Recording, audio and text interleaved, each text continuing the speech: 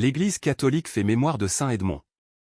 En Angleterre au IXe siècle, le prince Edmond, né en 841, devint à l'âge de 14 ans roi du petit royaume des Anglis. Le jeune roi ne négligeait rien pour attirer les bénédictions divines sur ses sujets. Il gouvernait son État avec justice et manifestait un grand souci des pauvres. Il était particulièrement dévoué à saint Jean l'Évangéliste et attentif à son enseignement sur le commandement du Seigneur, l'amour fraternel.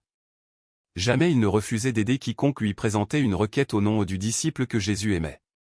Mais c'était l'époque des invasions par les Vikings.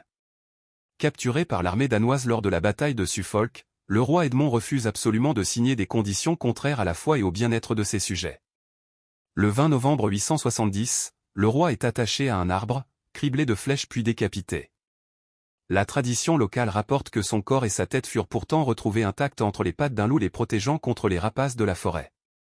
Le roi Edmond fut vénéré très tôt comme martyr et de nombreuses églises lui seront dédiées en Angleterre. On trouve pourtant ses reliques dans la basilique Saint-Saint-Cernin de Toulouse, où elles furent apportées en 1216 par le roi Louis VIII. Fils de Philippe Auguste, ce roi avait réussi à enlever à Jean Santerre et aux Anglais le Poitou, le Limousin, le Périgord, une partie du Bordelais, jusqu'au Languedoc. Le prénom Edmond a, selon l'étymologie germanique, le sens de richesse et de protection. Saint Edmond, priez pour nous. Évangile. Ah. Si toi aussi, tu avais reconnu en ce jour ce qui donne la paix. Alléluia. Alléluia.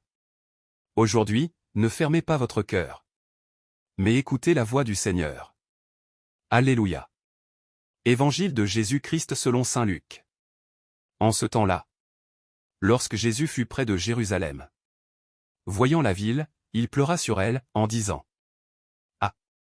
Si toi aussi, tu avais reconnu en ce jour ce qui donne la paix. Mais maintenant cela est resté caché à tes yeux. Oui, viendront pour toi des jours où tes ennemis construiront des ouvrages de siège contre toi. T'encercleront et te presseront de tous côtés. Ils t'anéantiront. Toi et tes enfants qui sont chez toi. Et ils ne laisseront pas chez toi pierre sur pierre. Parce que tu n'as pas reconnu le moment où Dieu te visitait.